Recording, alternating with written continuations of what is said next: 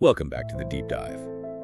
Today, we're diving into something really fundamental but often tricky: mastering business email writing. Yeah, getting it right. Exactly. Our mission for this deep dive isn't just about the absolute basics. We know you're past that.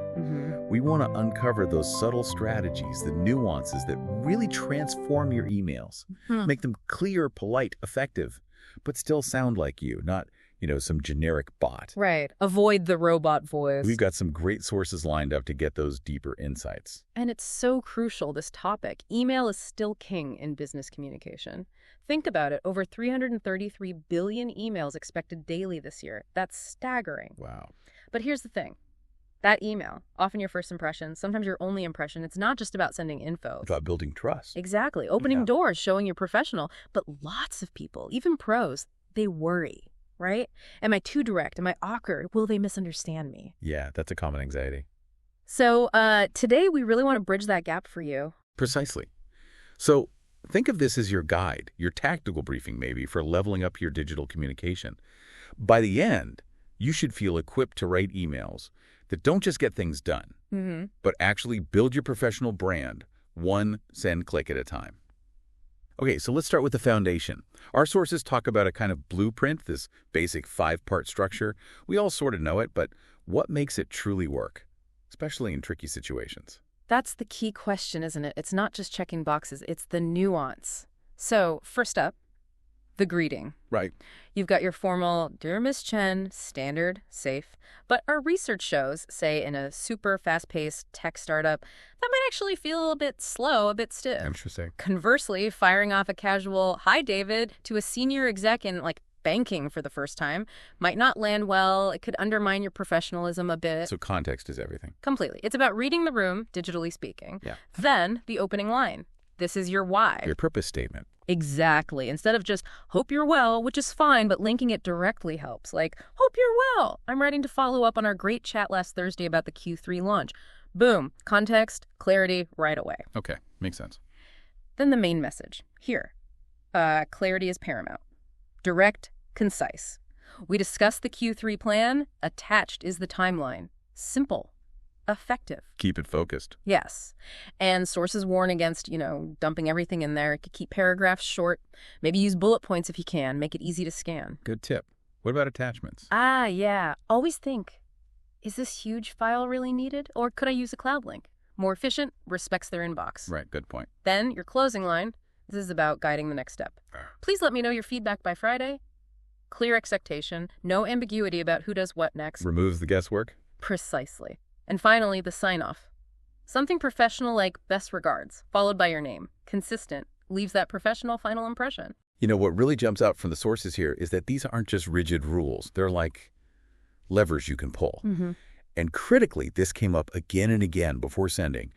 Use short paragraphs, check your tone, check your grammar, always. Always. My own experience backs this up, and so does the research. These little details, they make a huge difference in how your message lands. It's not just the words, it's the whole package. And that brings us neatly to tone, doesn't it? Because it's fascinating how much how you say something matters, maybe even more than what you say sometimes. Oh, definitely. Tone can completely change how an email is received. And it's where a lot of people, even experienced folks, can accidentally trip up. They don't mean to sound off, but... Yeah, the intention gets lost. Our sources had this great, really stark example. Imagine you need a file, right? Okay. If you just write, "Send me the file." How does that feel? Receiving that... A bit abrupt. Maybe demanding. Exactly. Direct, yes, but potentially rude. Now, compare that to, "Could you please send me the file when you have a chance?" Much better. Polite, natural, feels collaborative. It's the difference between ordering someone and asking someone, isn't it? That's it, precisely. And that balance is what we're aiming for. You want to be confident, sure, but not cold. Friendly, yes, but not overly fluffy or unprofessional. Finding that sweet spot. Finding that sweet spot and getting it right. That directly builds trust, builds rapport. It shows you value the other person. And our sources really emphasize how this soft skill has real hard business impact. Actually, let me share a really compelling story from the research. It's about Maria, a professional from Spain. Okay. She sent an email once that just said, "I need the documents today, otherwise it's a problem." Oof. You can almost feel the tension there, can't you? Right. Now, her intent was likely just urgency, maybe reflecting a more direct communication style common in some places. Yes, fair culturally, but But to her international client, it landed like a threat. It created this immediate negative vibe just because it lacked that softening, that politeness layer. a classic misinterpretation based on tone. Exactly. Yeah. And here's the aha moment. Her team helped revise it. The new version went something like, just checking in, would it be possible to receive the documents today? It would really help us stay on schedule. Much smoother. Collaborative framing. And the result. The client replied within 30 minutes. And get this, they actually thanked her for the polite tone. Wow. That's powerful. Isn't it? It wasn't just about getting the documents anymore. It was about fixing, even strengthening the relationship. Yeah, it really shows how just a small conscious shift in phrasing, in tone, can lead to a completely different outcome. Turned a potential fight into a positive interaction. Huge takeaway there for you, the listener. And, if we zoom out, the data totally supports this.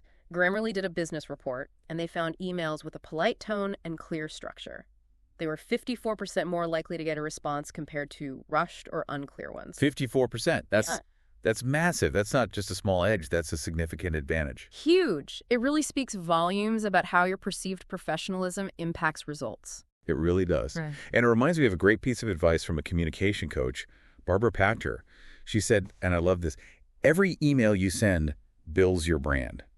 Write like a professional, even in a hurry. That's such a perfect quote for this, because it's true, isn't it? It really is. A powerful reminder that every single digital touchpoint is a chance to shape how people see you professionally.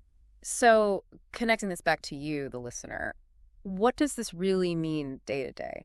It means email isn't just transactional. It's not just about ticking off tasks. It's strategic. It's strategic. It's about consistently, subtly building your professional identity. Email by email, interaction by interaction. You're consciously shaping perception and ultimately shaping your success.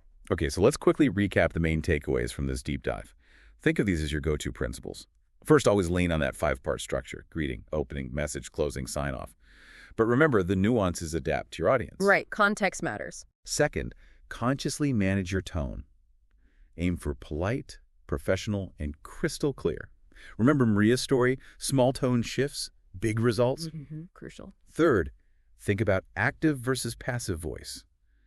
Use active voice for confidence. Generally, choose words carefully. Yeah, be intentional. And finally, please never skip editing and proofreading. That final check, non-negotiable.